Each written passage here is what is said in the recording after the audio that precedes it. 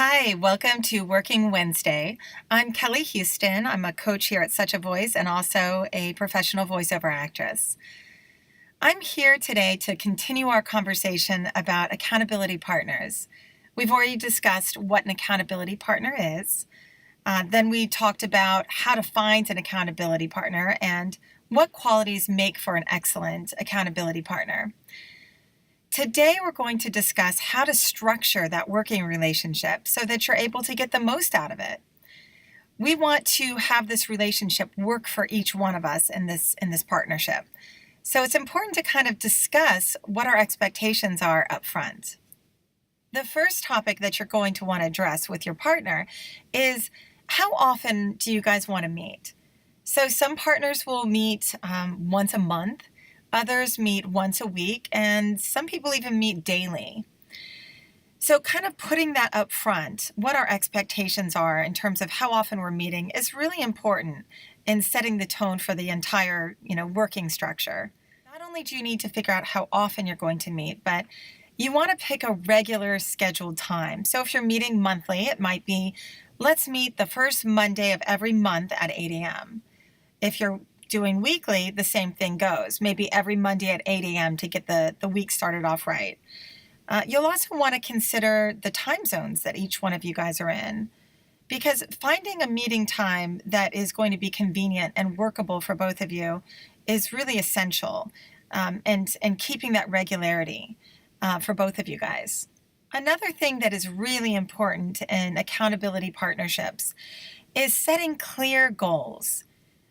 So these goals can be broken down as well, because with anything, it's easier to take little bite-sized pieces off something than eating the whole thing at once.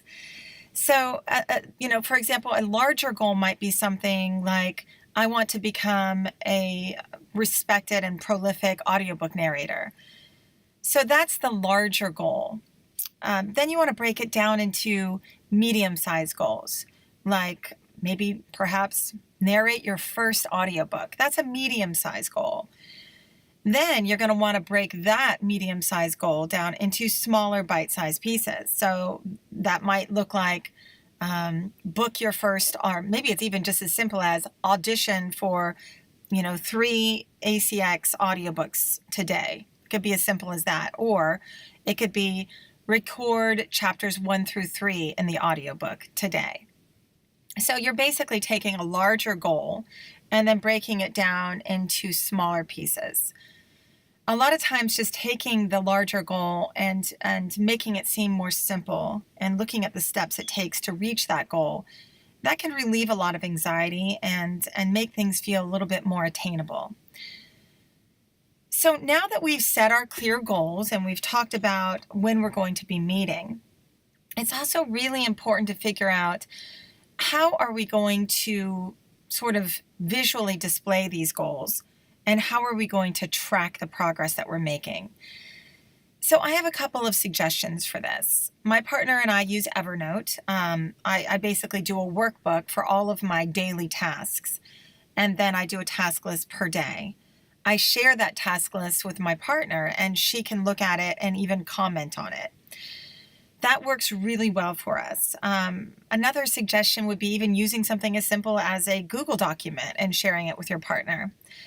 Finding something that is efficient and that works for both of you is just really important, because everything with this partnership has got to feel easy, or else it's not going to be sustainable. So you want to find ways of sharing information with each other and tracking your progress in a way that's efficient and convenient. So now that you've got everything set up and you guys are working together and have been for maybe even a few months or more, it's time to sort of evaluate that working relationship to make sure that it's working well for both of you guys.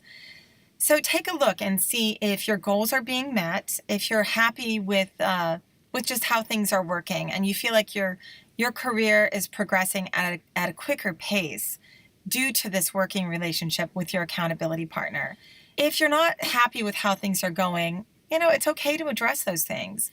You can make suggestions as to altering how often you guys meet. You can maybe meet less frequently or more frequently, depending on your needs. That's one change that you can make. You can also decide on cutting the duration of the call, making it shorter, or increasing it, making it longer to address more of the things that you guys are doing, more of the goals. You could decide, for example, to change the way you guys are formatting the notes on your progress. For example, switching to a different format. Instead of using Google Docs, maybe switching to Evernote, something like that. But you can try to shift how you guys are working together to increase productivity. And if that's still not working, it's okay to say this relationship's not really working for me. I don't feel like I'm progressing at the pace I'd like to.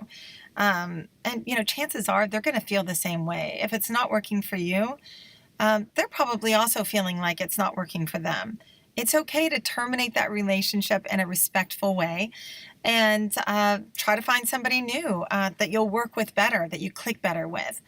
That's really okay. This is your career, and it's important that you make it work for you.